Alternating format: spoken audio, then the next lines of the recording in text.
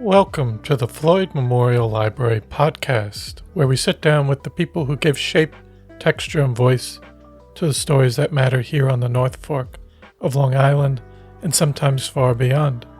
Some of our guests are rooted here by generations, others join us from elsewhere to share their work, their perspective, or their connection to this community, but all bring something that resonates, something that adds to the ongoing conversation. We talk about what's changing, what's worth holding on to, and the currents of history, both quiet and loud, that run through this place. I'm your host, Christopher Bianchi, and for episode 165, we sit down with Iris Ornig, director and founder of East End Jazz, and Olivia Foschi, the organization's director of education. Both bring deep experience as performers, composers, and educators, and together they built a vibrant space for jazz on the East End of Long Island. In our conversation, we talk about their early musical journeys, the inspiration that drew them from New York City to the East End, and the lasting influences that continue to shape their work. We also explore the founding of East End Jazz, how they balance performance with education and outreach, and what the response has been from the East End community. Along the way, Iris and Olivia share stories, their visions for jazz in rural spaces, and their hopes for the future of the East End. So I hope you enjoy episode 165 with Iris Ornig and Olivia Foschi. This episode was recorded June 7th, 2025. Thank you so much for coming on the Floyd Memorial Library podcast today. It's really great to have you on today. Thank you so much for having us. Thank you so much for having us. Thank you. So in the beginning, I usually like to get a little background about the people that come in. So if you can share a little bit about your early background and career in music even as a child. Okay, I start. So my name is Iris Ornig. I'm originally from Germany. I started music kind of late when I was almost 16. Before I was very much in sport and painting arts, but never in music. And my family wasn't encouraging any kind of musical experience. So in school, a friend of mine asked me, we need a bass player in our band. And I'm like, bass player? I didn't really know what bass player means, really, quite frankly. But I know band sounded just awesome. So I convinced my mother to buy me an electric bass. So I started off with electric bass. And probably a couple of months later, I started to join the band. And one thing led to the next. The jazz band needed a bass player, so I played the electric bass, and then the big band needed a bass player. I still was electric bass. I started electric bass in the big band. I couldn't read any music, and I remember clearly how I just memorized the music, like note by note.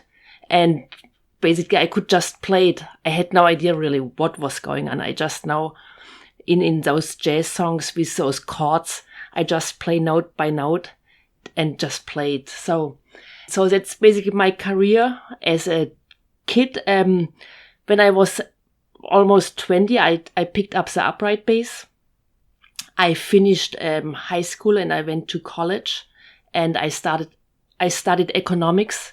And after 2 years with a degree, I decided I don't want to do economics, and I was already really into jazz music, and I switched to study music, got my degree, went to London to Guildhall School for 1 year, came back to my hometown and was there for a couple of years. And then I came to New York with just having like a 6-week vacation with intense teaching, taking lessons and getting more input. And I loved it so much.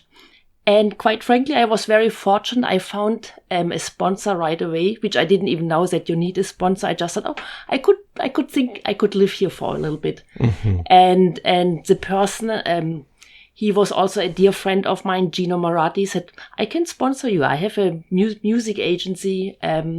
You can stay here on a visa. So he did everything. And basically, probably a year later, I came back to the United States and I'm still here.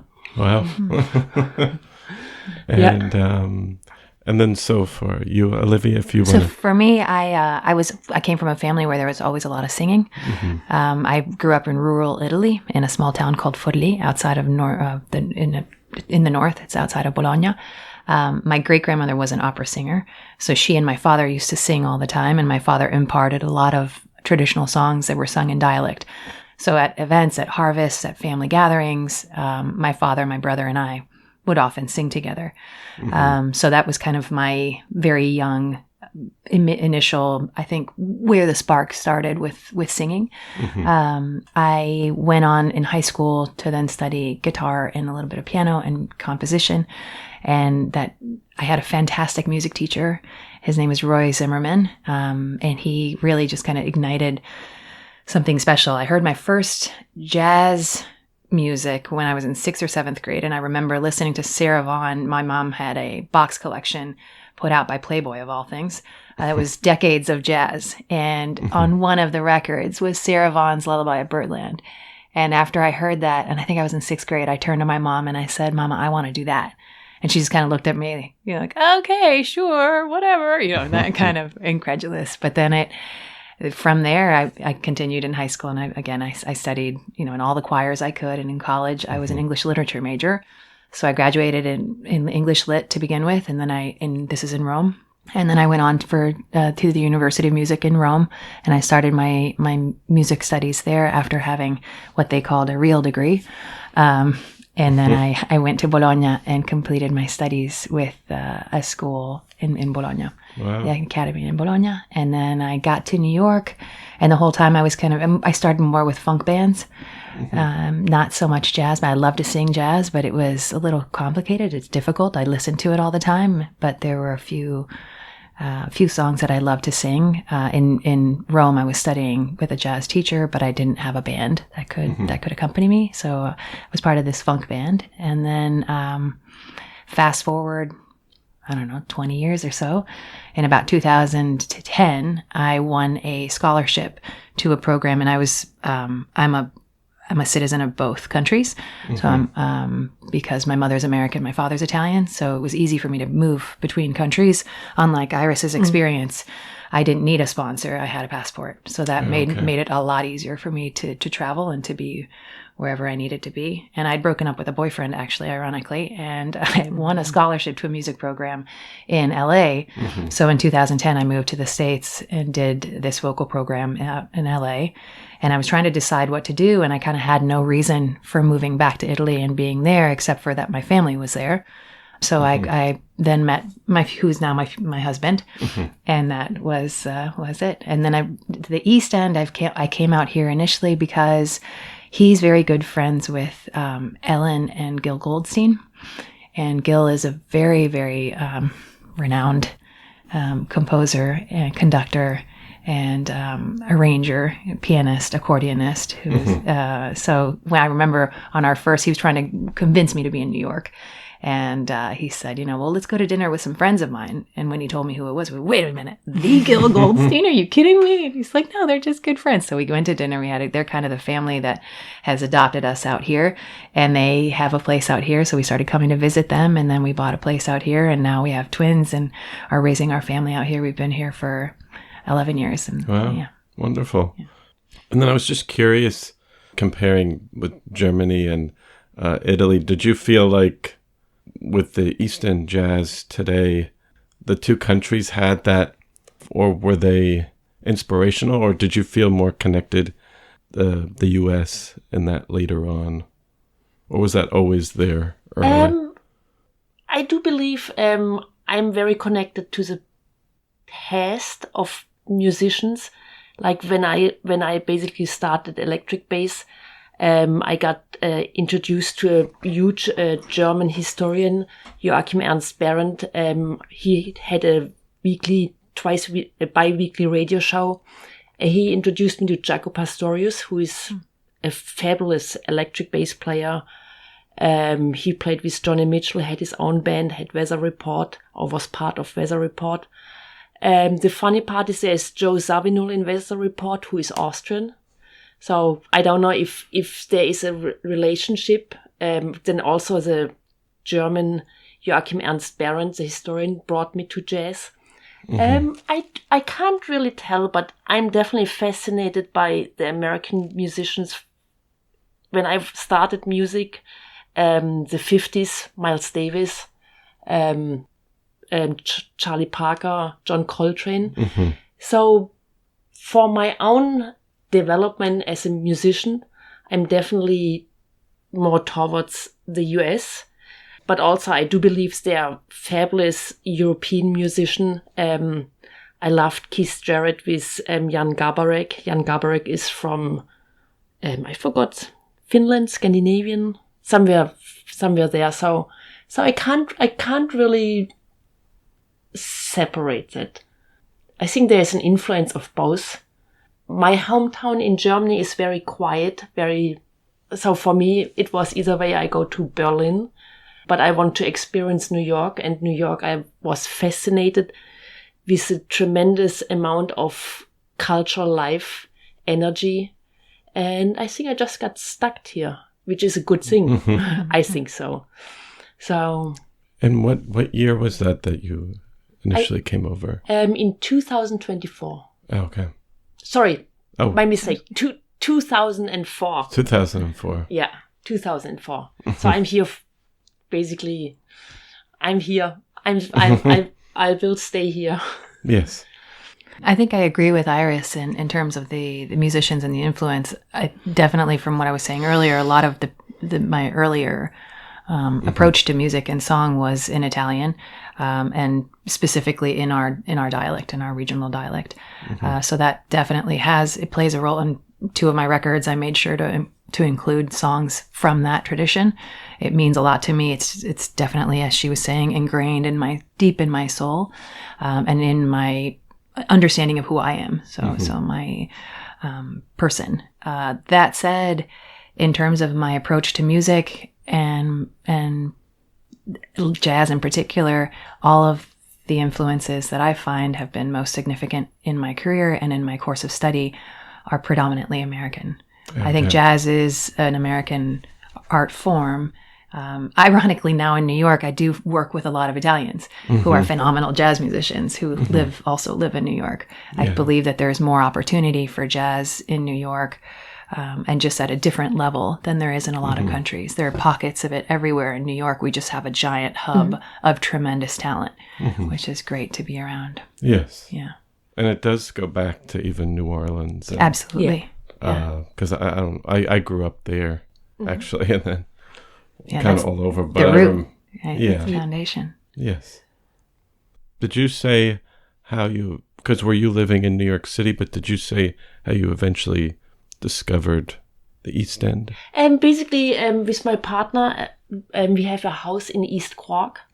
So it's kind of it's a summer cottage. I consider it like a summer cottage. So we went back and forward, and during the pandemic, we got stuck out here in East Cork, and what I truly realized is basically if you come from an abundant city where you can have music, educational program all the time, you come out here, it's basically there's not a lot about jazz or improvisation about, I consider jazz improvisation, freedom, liberation, and that's my approach too. And basically in those 2 years during the pandemic, I was thinking about doing something. I couldn't really tell how, but finally I realized probably to have an organization and create something with it, I call it the magic and joy of jazz back through the community, through creativity, improvisation, just feeling. Also, feeling is very important for me, and also a community thing, doing things together like in a family. There is no fear. You just do it. Mm-hmm. And if you fail, we are still good friends. It's fun. So there, I thought that I would love to do that. And I knew Olivia from the city, and I approached her with that idea. And Olivia is a fantastic coach, a vocal coach, and also she has an experience which I don't have with leading basically a group workshops. And workshops, mm-hmm. giving them something to feed and to nurture and really to grow. So their East End jazz developed.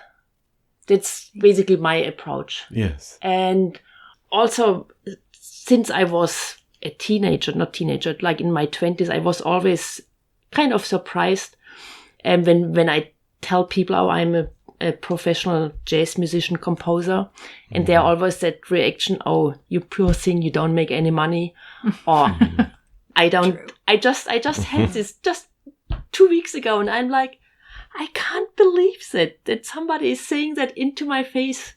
And he said, yeah, I'm a composer too, classical music, but you don't make any money. And I'm just like, okay. I said, I do it for the love, and I believe it's very important. So I hold my breath, but I do believe jazz is very important to keep going, especially it's an American heritage. Like in Germany, we wouldn't say anything about classical music, that it's who we are, how we are. And I'm surprised that the American are kind of the majority kind of jazz. It's kind of suspicious. And therefore I thought I was really struggling with it. And I realized it's because they're afraid of basically improvisation, feeling free, freedom.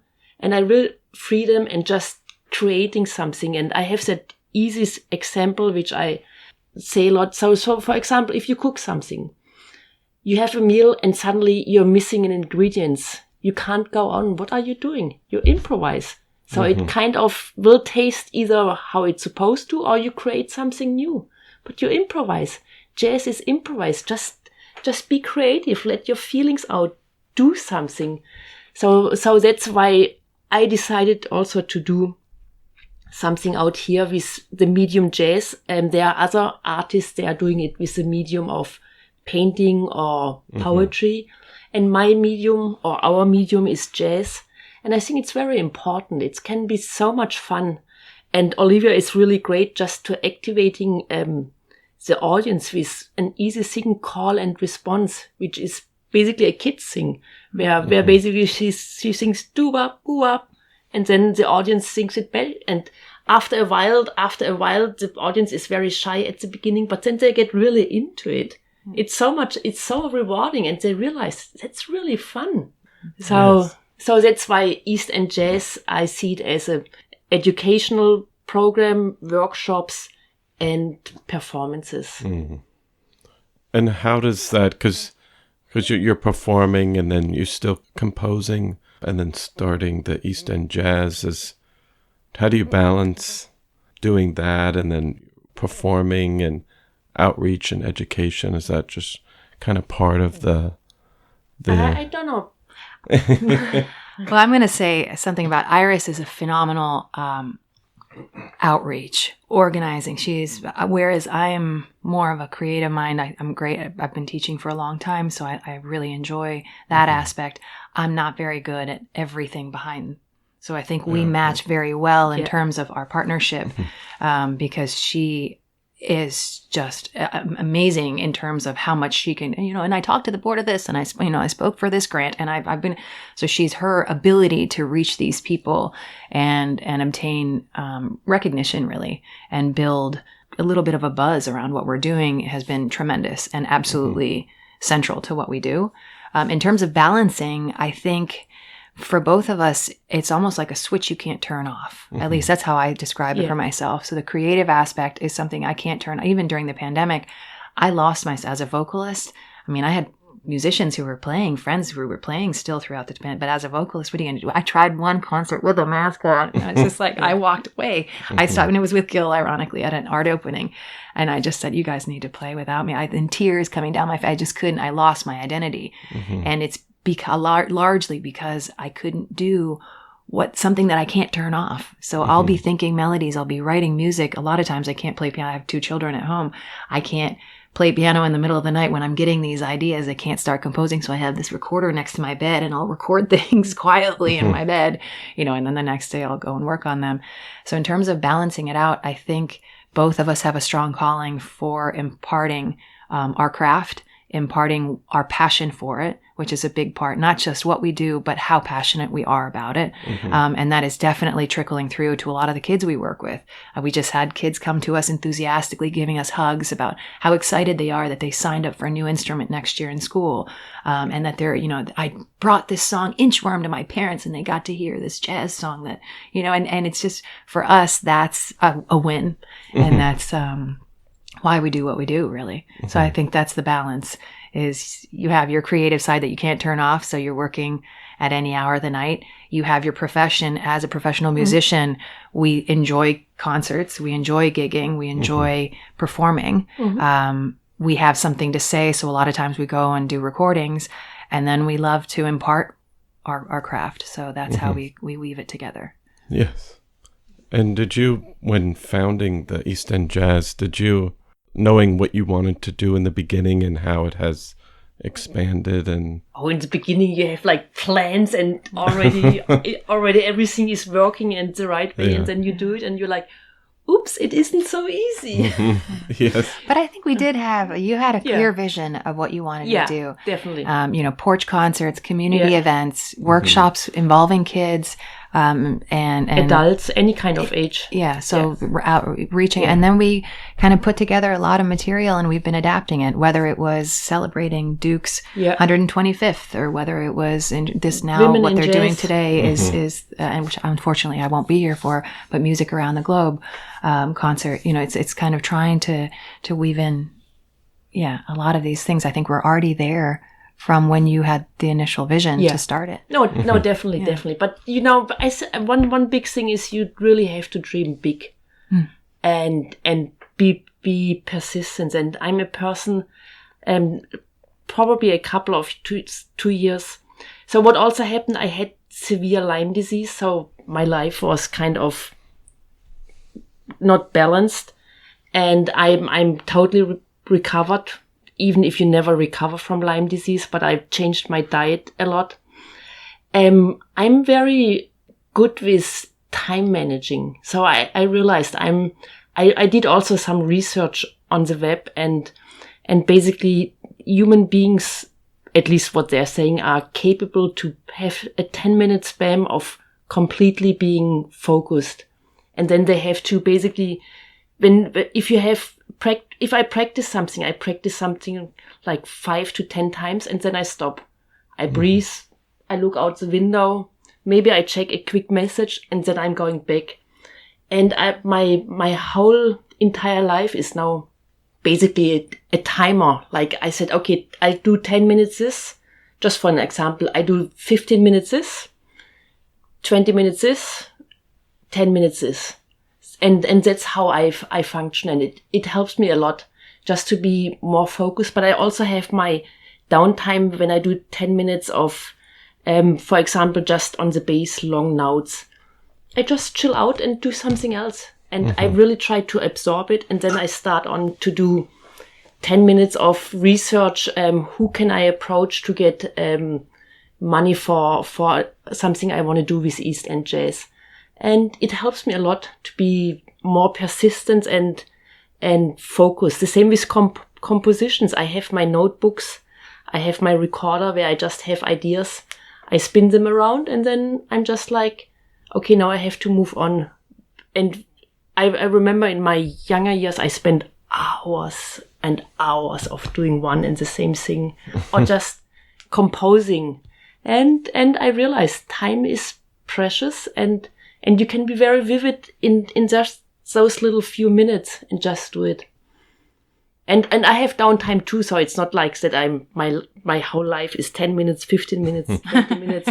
I love watching TV shows also. So it's like, but I try, okay, these 10 minutes I really devote what I want to accomplish in those 10 minutes. Yes. So it's really, but also during the time when I had my Lyme disease where I couldn't do really anything, I studied a lot. What can you do? How can you improve your own spirit, your own soul, your own happiness? And I realized that helped me a lot. Definitely. And then you mentioned even composing, but I guess in terms of East End jazz, how do you each approach composing or arranging pieces? And you mentioned kind of some spontaneity, but is it more intuitive or structured for you? In terms separate, I'm not sure if I'm understanding the question. In terms of separating, so when I compose, it varies tremendously. Sometimes I'll have a melody, sometimes I'll have a harmony already set up in my head. Sometimes I hear it in my head, and then I struggle for lyrics to match that, or I can hear the instruments that I want around it. I can hear how I want to arrange it. Other times I have a set thing of lyrics, and so I have to put a melody to it. So that's kind of my approach to composing. Is it varies. And it just sort of depends on what creative juices are flowing in that moment. And unlike Iris, I wish I would like her, I'm not very good at managing my time. So I will sit there at my desk and, unless the kids are interrupting me, and just really try and work it out, and then turn around and play the keyboard, and then turn around and write the lyrics and figure. So that's, and a lot of it happens at night when they're asleep. So that's yes. the one. But in terms of East End jazz and like our arrangement of the tunes that we do for workshops, I think that is very structured. We definitely have a set, specific songs that out of the jazz canon that we use for those workshops. We arrange them in a way that we know that, for this particular thing, we're going to have this solo. And then for this particular thing, we're going to have, as she said earlier, call and response. So it's my job to then start this call and response through a melody, through a lyric, and then we'll improvise. And then once they get comfortable with improvising with scat syllables, even though they might not know what they are until they're at the workshop, then they'll be comfortable improvising and emulating a piano solo or a bass solo or a drum solo. And all of that is really enriching both their rhythmic vocabulary and their sense of internal rhythm, as well as their musicality. So I think that, and then we'll move from there to something like a blues, where then we have every single person in the audience learn to play a blues bass line. And they don't play it, they sing it. But every single person, from the little 4-year-olds all the way up to the 90-year-olds we've had in our workshops, will all know a basic 12-bar blues bass line that you can sing thousands of melodies to. So that's been definitely very structured in terms of that arrangement. Yes. And you think more, Iris, are you more, in terms of your composing, I guess, personally, are you different? I have probably my head is always spinning. I have so many different ways of composing. Sometimes I'm very structural. Sometimes I'm just like, I see colors a lot, which is not unusual, because when I was a kid, I was drawing paintings like crazy. I was really insane. So therefore, I definitely see colors in my compositions, and I also I love math. So I'm very, very, I'm probably very structured. So I just play with ideas around rhythm ideas, or just like note ideas, like Schoenberg. He's like that, where he has those different motifs and he just switches those around. So I experience with that as well. For my own tremendous satisfaction is when I have a composition which is basically done in a really short amount of time, and it feels really good. So that's like, wow.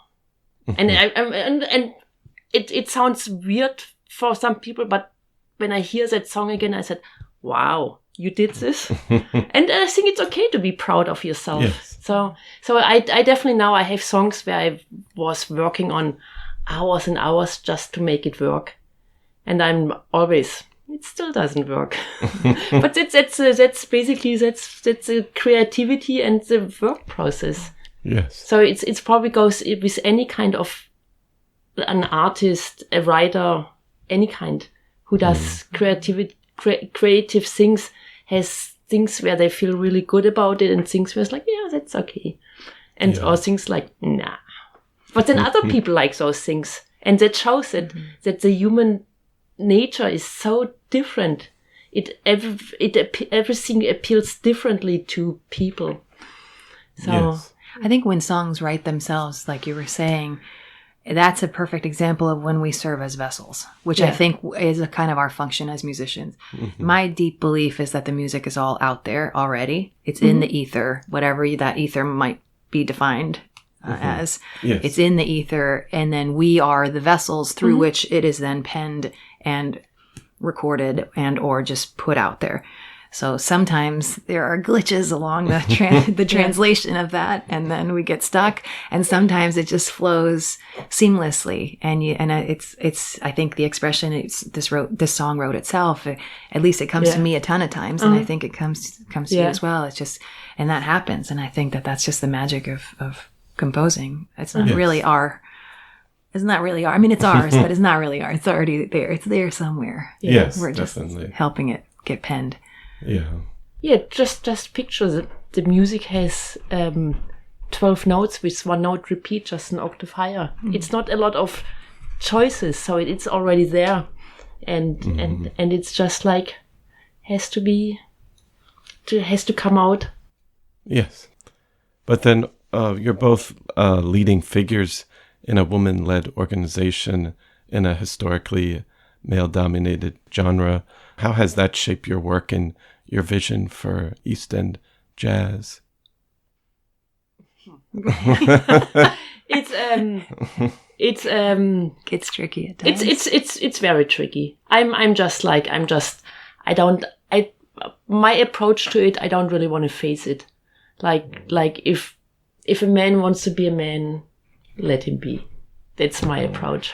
I think there have been several times when we've been trying to work with certain places that we've worked with before, and they're like, oh, but such and such is really the person we're working with, and it's a male, and it's this kind of, so breaking that barrier where you're just like, okay, we understand that part, but are you interested in, so it was really important to me, for example, when Iris put together we knew we wanted to celebrate women for Women's Month, and she put together a phenomenal band, both of East Enders as well as city people, all women, and it was really fabulous to see how many people came out for those concerts. That to me was just such a telltale sign that there is a shift of energy. And it's not that women are better than men or men are better than women. It's just that we're all equal in this. We all have profound passion for our craft.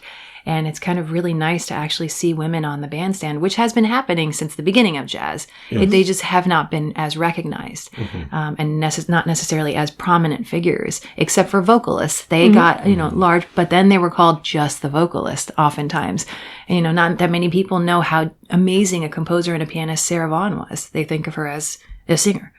And so it's just really, I think it was really important to both of us to have a female-led organization in which we involve as many women as we can. It's empowering for young girls to see this. It's definitely important to us, I think, to impart that message to kids and to boys and to young boys. Like, as a mother of twin boys who are 9, it's really important for me that they see this, and that because it's easy for them to fall into patterns that have been ingrained in our society in terms of masculine and feminine views, right? Definitely. And then, so how has the response been so far in the East End community, and are there any stories that stand out over? So far, as Olivia mentioned already, very rewarding. I do have to admit, it's really rewarding. So we had a concert, like East End Jazz in concert, like a few weeks at the library. It was in Queens. And the audience was so into our workshop, it just blew my mind that it's so much fun, that they like to sing with us, that they like to improvise with us. So that really gave me so much energy to do it even more. And then we both are leading a workshop at the Southampton Youth Bureau with little kids. I have to admit it's very challenging because there are between always 13 to 16 kids. And at the beginning I thought, ages 4 to 12. And ages 4 to 12. Big gap. Yeah. So at the beginning I thought, we can handle it. And it was challenging. But just to hear those kids singing also just those songs, we learn them. It's so rewarding. They're just singing the songs. A little 4-year-old recites Inchworm, just like or singing in Brazilian. She's singing So Danço Samba with a Brazilian accent. She puts it in there too. Yeah. It's fantastic. So I think it's very, very, the feedback is very great. The feedback from the parents of the Southampton Youth Bureau are very appreciative. And I heard my kid says Thursdays is our best day, and we are looking forward to next Thursday to the workshop. So that's a really good feeling, great experience. When we had our concerts or our workshops, the feedback was always positive. There was nobody who was what are you doing? So it was always very positive. What I like about those workshops, I always try to explain basically the group, including the musicians. We are a big family. We just improvise, we have fun, we feel the freedom, we have a good time. We are all at the same time band leader, but also at the same time teammates. So it's a very mutual and respectful situation. So, and one important thing for me is always to be kind to each other. And I think all in all, I'm very happy. I think it also helps that we do a lot of community events, so open to all ages. It doesn't matter, families are welcome with their little kids, and if the kid cries, it's part of the music, and it's totally fine. Yeah. And one kid was squeaking her squeaky toy at one. Do you remember that? That was in Southampton, I think, at the Bridgehampton at the library there. And she really wanted to sing, but she was embarrassed that the squeaky toy ended up taking a solo, and then we the whole band was doing this call and response with the squeaky toy, and it just turned into part of what we did. And I think that that's also why we're getting good following and a good sort of a good, I want to say, relationship with our community is because we're involving kids. We're trying to make things very accessible. A lot of concerts are really expensive. You can't bring your family to these concerts. For us, we try and make it very accessible. We try and do it in locations that are family friendly or age appropriate for everybody. Yes. And so I think that that's also been something in our favor. It's not necessarily, and wheelchair accessible, for example, open places. I mean, that's another. I know that there are fantastic venues that are just not wheelchair accessible, and that locks in certain age groups that need help, or anyone with special needs. So it's kind of that for us has been central and important. Yes. Yep. And then I was curious your thoughts on jazz today, and obviously it has its roots, and you could say it has evolved, but just in terms of this music today and why jazz still matters, what would you tell people that might be, or especially even maybe younger people that might not know about it, and the importance of jazz and really showcasing it today? I think jazz matters. With no jazz here in the United States, there would be no country music, no rock and roll, no pop music. I truly believe that. So therefore, I do believe jazz really matters, and it makes me sad that it's not as much announced and as much celebrated and honored as it should be. So that's one important thing why jazz matters. The next thing is creativity and improvisation. That's jazz for me. It's really for me, being creative and improvisation. Do your own thing, get your skills together and play what you want to do, or just if you want to play a long note or just play fast, do it. Let out what you're feeling, but also with respect and with fun and with energy. I agree with that. I think jazz is such a multifaceted craft and form of music that it really does. And quite ironically, one of my sons is a heavy metal guitar player, and his teacher said, "Don't worry, Liv." And she's a colleague from the Brooklyn Conservatory. "Don't worry, it's fine. He's just building up his chops for when he's going to be playing jazz." And it just kind of goes to show that actually there is a lot of, and the music is very different, but a lot of the technique that you would use is not that different. And then jazz within the umbrella of jazz, there's so much world music. There are so many African rhythms. There is so much South American rhythmic things or harmony from Europe. The huge compass that we have is just, it really does include so many different genres. So for kids today who, they might be into a specific band and therefore they start their career with like a cover band. A lot of them will do covers of songs that are there. But when they start writing, especially if they're looking into creating a little bit more tension with their harmonies and trying to find something that's kind of out of the box and not necessarily, then I think a lot of it would translate under the umbrella of jazz personally. It does take a little bit of studying and musical theory and harmony and understanding the complexities. Jazz chords are definitely more complicated, so to speak. But I think that that's also something that a lot of people respond well to. So for kids, it's really such an open door to so many different things. So you don't have to put yourself in a tiny box. You don't have to be that. You can just put a little bit of all that into one, and we can call that jazz. Yes. And I think that's important because I think us just recognizing how much it has influenced the rest of the world, and maybe even, I don't want to say Europeans might find it like they appreciate it even more than Americans that grow up here. But I think it's important to at least provide a place or a setting for people to hear music like that with what you're providing. I do believe so too. Yeah. But also, I think you mentioned a little bit in the beginning, but what do you enjoy about living on the east end of Long Island? So as a kid, I grew up in that kind of environment. Yes. So that's definitely very soothing for me. Also, maybe it's an age thing. The city is getting very loud and noisy and very hectic. Just to set back and just get the energy back. So that's, I definitely think that's very important. And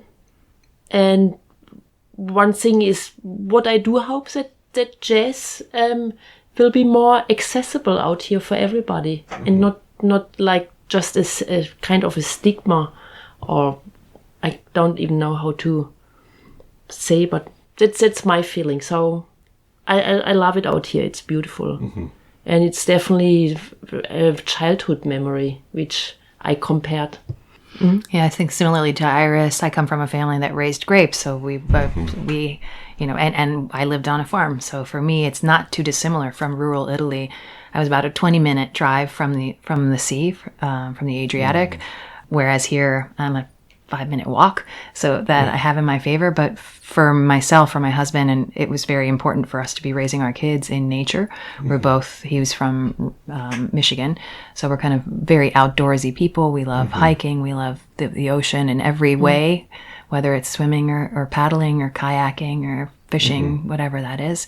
So I think for us, it's yes, definitely having access. And I think the more our culture and our society gets enveloped in electronics and handheld devices, and the more all of that is also included in school curriculum, which I'm not criticizing because I think there are some very positive things to it. It also scares me that the kids now are losing a lot of their initial feeling with nature. And so I see even with my own children, when they're having a really bad day, if I separate them and take them on a hike, immediately, I don't know if it's the trees, if it's the air, if it's what it is, but the outdoors cures. It really helps. And I think we're fortunate enough to live in a part of Long Island that is still very, very green and very open. It might be changing, but hopefully not too rapidly. Does even the North Fork with the wineries, does that remind you? Absolutely. Yeah, I live in New Suffolk, and so I'm right kind of in the heart of, and when I see the cows, and now McCall has all their cattle, and that, I mean, that's kind of how I grew up. The houses are a lot more, the architecture is very different. Yes, you know, everything is very manicured. In Italy, it's kind of not quite as manicured, at least from my experience. But the farms and the wineries, absolutely. That's like home. Yes. And then you mentioned for your thoughts on the future for the East End in terms of people appreciating jazz more and having more recognition for it. But I usually ask people at the end, what are your hopes for the future of the East End in general? And obviously, I think you mentioned like things change, but wanting to keep that character out here, or any thoughts, general thoughts on that, what you would like to see? The thoughts what I like to see with jazz is bringing the community together and experience jazz, experience something else, experience not having fear of anything, just like try it. Try it and see what is going on. Yes. That's I hope that by bringing more art programs that are, as she said, improvisational and that really tie into your gut and what you're feeling and your emotions, that maybe this will help the younger generations, stay closer to their emotional side, stay closer to the outdoors, stay closer. A lot of our concerts are outdoors. So incorporate just allowing us to have that community sense, to be together and share this together, not to be closed in our room on a device and communicating through that. So the nature of jazz is very much a community effort, whether it's the band, whether it's the audience, the interaction. And I think that tied into where we live it's another form of how to maintain this human contact with one another and this touch and togetherness. Definitely. And then just lastly, I usually ask, because I think we covered quite a bit, but was there any last minute things you'd like to discuss or say that we haven't talked about? Go to our website for events. Yes. If you're interested in a porch concert, or we do, if your company is having a party, or you want to do something for your employees that's different, instead of going to a winery and doing a wine tasting, which is fantastic, you may want to look into organizing a group workshop, and in which your entire company partakes and sings and drums and and plays some music together. Absolutely. No, so I want to thank you so much for taking the time to come on the podcast today and share your story and the work you've done, especially with bringing jazz out here to the East End. So I want to thank you so much for coming on the podcast today. Thank you so much for having us. Thank you. Thank you. Well, I hope you enjoyed episode 165 with Iris Ornig and Olivia Foschi. I want to thank you for listening to the Floyd Memorial Library podcast, and we'll see you next time.